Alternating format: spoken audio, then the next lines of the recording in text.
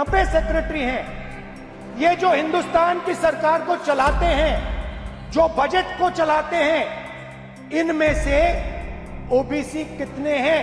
हिंदुस्तान के सेक्रेटरीज 90 में से सिर्फ 3 ओबीसी से हैं।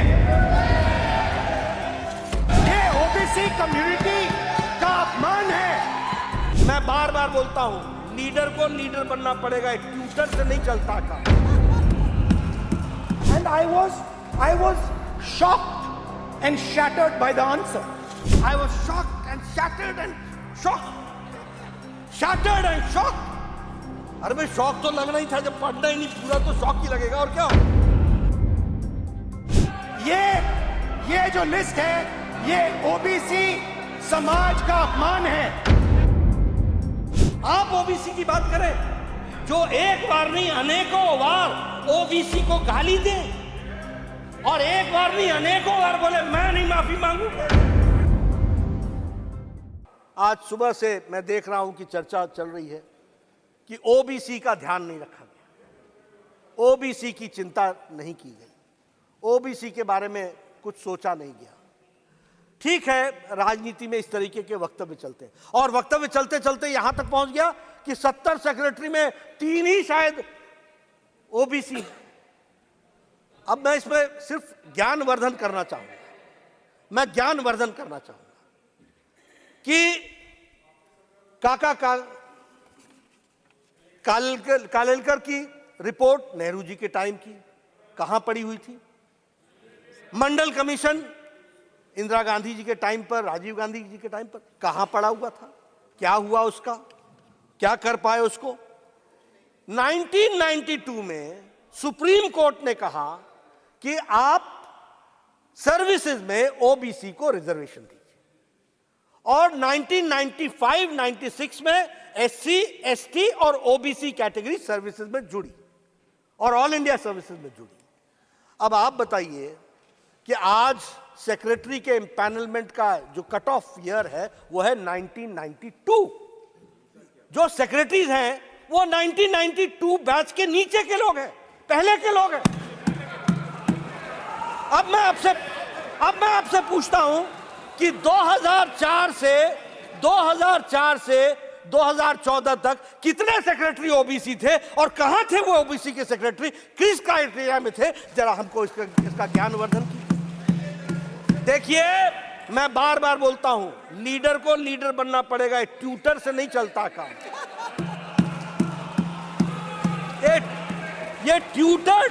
ये ट्यूटर्ड स्टेटमेंट से नहीं चलता है काम, और वह भी ट्यूटर अगर कोई लीडर हो तो भी समझ में आता है। ये एनजीओ को लेकर के आ जाते हो, जिन एनजीओ को जिनको आता न पता न सता, कोई चीज जानकारी नहीं, वो आपको समझाते हैं और आप बोल करके सोचो I was shocked and shattered and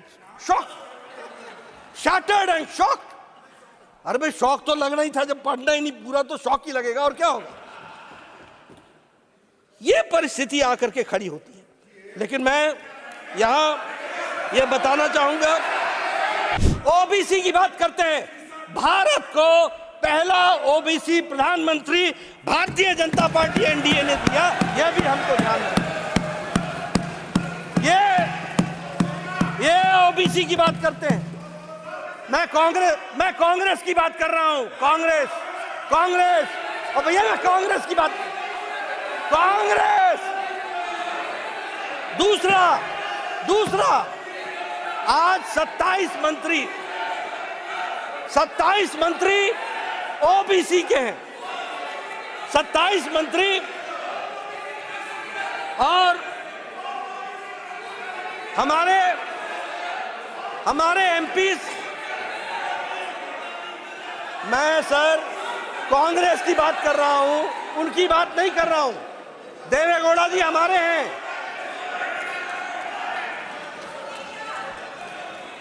OBC. मैं कांग्रेस की बात कर रहा हूं, Congress. I am not talking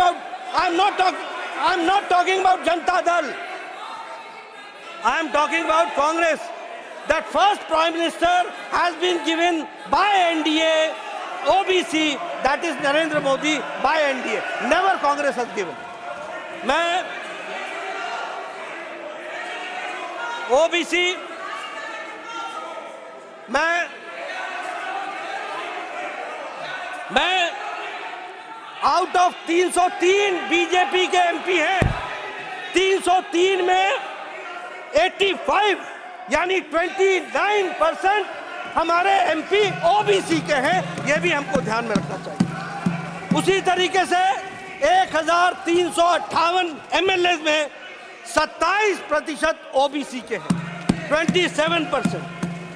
out of 163 हमारे एमएलसी जो हैं उसमें 40% ओबीसी के हैं। मैंने जैसा कहा कि 303 एमपी में 85 यानी 29% MPs are from OBC. Out of 1,358 MLAs, we have 27% OBC. And I repeat that among the MLCs, 163 हमारे MLCs हैं, जिसमें से 40% OBC हैं। यह भी हमको ध्यान में रखना। इसलिए अगर कहा जाए, फिर मैं बोल रहा हूं, कांग्रेस की बात कर रहा हूं, कांग्रेस के जितने एमपी हैं उससे ज्यादा तो हमारे ओबीसी एमपी हैं। यह भी हमको ध्यान रखना चाहिए, यह भी हमको ध्यान रखना चाहिए। इसलिए ये और देखिए मैं सिर्फ लोकसभा की बात कर रहा हूं। अगर लोकसभा और राज्यसभा मिला ले तो आपसे कहीं ज्यादा हम निकल जाते हैं। यह भी आपको ध्यान रखना। इसलिए और आप ओबीसी की बात करें, आप ओबीसी की बात करें, जो एक बार नहीं अनेकों बार ओबीसी को गाली दे और एक बार नहीं अनेकों बार बोले मैं नहीं माफी मांगूंगा, ये इस तरह की बातचीत है। इसलिए मैं ये कहना चाहता हूं, सब लोगों का साथ मिलना चाहिए, सबकी सद्बुद्धि आए, सब लोग मिलकर के चलें, नारी सशक्तिकरण में अपने आप को जोड़ करके चलें और इस काम में अपना योगदान करें। और हम ओबीसी समर्थक होते हुए समाज को सबको साथ लेकर के चलने की बात कहते हैं। इन्हीं शब्दों के साथ इसका मैं समर्थन करता हूं और सबसे समर्थन